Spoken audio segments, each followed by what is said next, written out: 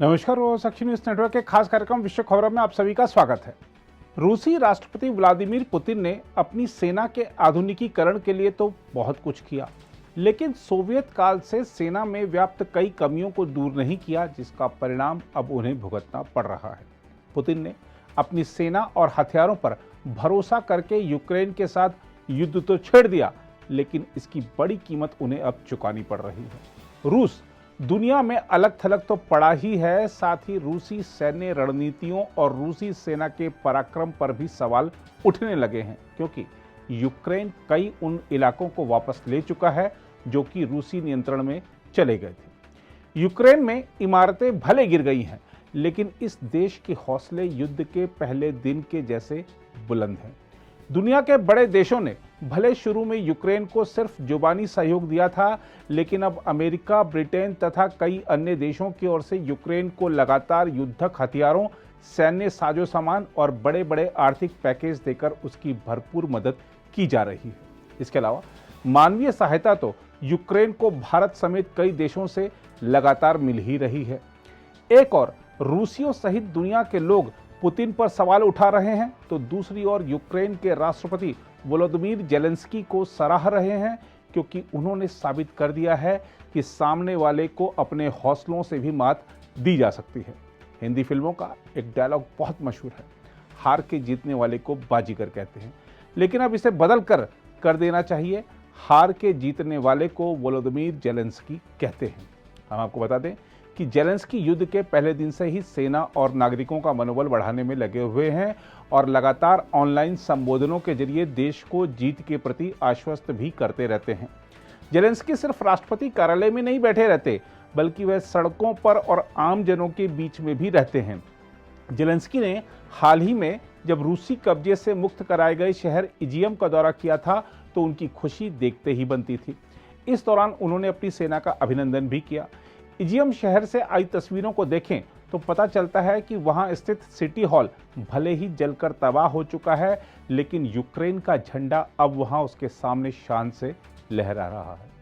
उल्लेखनीय है कि रूसी सैनिकों ने पिछले हफ्ते युद्धग्रस्त इजियम शहर को छोड़ दिया था, क्योंकि यूक्रेन ने एक व्यापक जवाबी कार्रवाई की थी।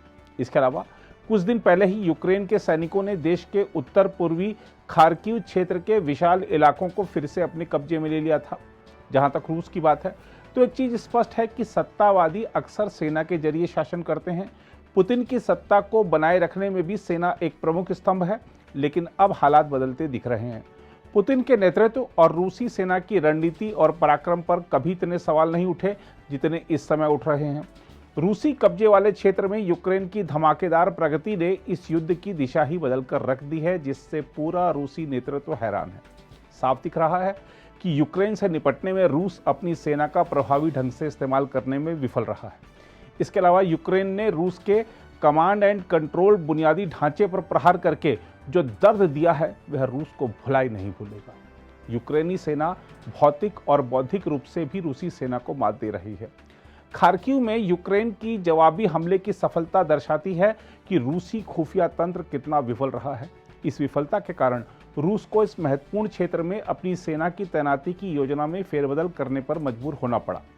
सेना विफल होती है तो नेतृत्व करने वाले पर गाज गिरती ही है।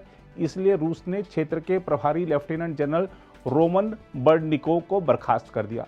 लेकिन इतने भर से काम नहीं चलने वाला। रूस की सेना के कमांडर इन चीफ राष्ट्रपति व्लादिमीर पुतिन को भी अपनी विफलता की जिम्मेदारी लेनी चाहिए। रूस की थल और वायु सेना में भी समन्वय और सही तालमेल नहीं दिख रहा है। दूसरी तरफ यूक्रेन को देखें तो उसने जब भी जरूरत पड़ी है तब तेजी से प्रतिक्रिया करने की अपनी क्षमता का प्रदर्शन किया है। इसके अलावा युद्ध की शुरुआत से ही रूसी कमांडरों में आत्मविश्वास की कमी स्पष्ट रूप से सामने दिखी, जिसने अग्रिम मोर्चे पर डटे सैनिकों का मनोबल गिराने का काम किया। यही नहीं, दुश्मन की गोलाबारी में रूस ने अपने कई वरिष्ठ अधिकारियों को खो दिया है। इस युद्ध में रूसी सेना के अब तक के प्रदर्शन पर गौर करें तो एक बात और साफ तौर पर उभर कर आती है कि रूसी सेना आज भी कठोर कमान संरचनाओं में फंसी हुई है। विफलता का ऐसा डर रूसी सेना के मन में बैठा हुआ है, जो कि उसे युद्ध के मैदान में जोखिम लेने या प्रयोग करने की अनुमति नहीं देता है। यही नहीं, अब तो रूसी सेना के फील्ड कमांडरों के तेजी से निर्णय लेने की क्षमता पर भी संदेह होने लगा है। ऐसा लग रहा है कि ऊपर से मिलने वाले आदेशों का ही पालन करने के चक्कर में रूसी सेना अपना सब कुछ खो देगी। वहीं यूक्रेन को मिल रही सफलता के पीछे वहां की सेना का ही मुख्य तौर पर योगदान है।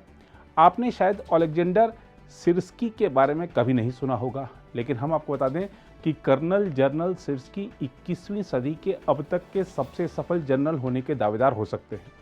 पूर्वी यूक्रेन में इस सप्ताह के ऑपरेशन की कमान उन्होंने ही संभाली थी और इसे यूक्रेन की सेना की अब तक की सबसे बड़ी जीत के रूप में देखा जा रहा है। बहरहाल देखा जाए तो रूसी राष्ट्रपति व्लादिमीर पुतिन के पूरे यूक्रेन को अपने कब्जे में लेने का सपना धूमिल हो गया है। वहीं यूक्रेन के सहयोगी देश और दानदाता अब आश्वस्त हो सकते हैं कि यूक्रेनी कमांडर न केवल अपनी रक्षा में बल्कि महत्वपूर्ण रूप से अपनी भूमि को फिर से वापस लेने में सक्षम है। यह युद्ध कब खत्म होगा यह तो पता नहीं, लेकिन इसने अपने आप को शक्तिमान समझने वालों का घमंड जरूर चूर-चूर कर दिया है। अगर आप भी लेना चाहते हैं देश दुनिया की तमाम जानकारी तो आज ही सब्सक्राइब करें हमारे चैनल को। साथ ही नीचे दिए बेल आइकन को जरूर दबाएं ताकि हर अपडेट आप तक पहुंच सके।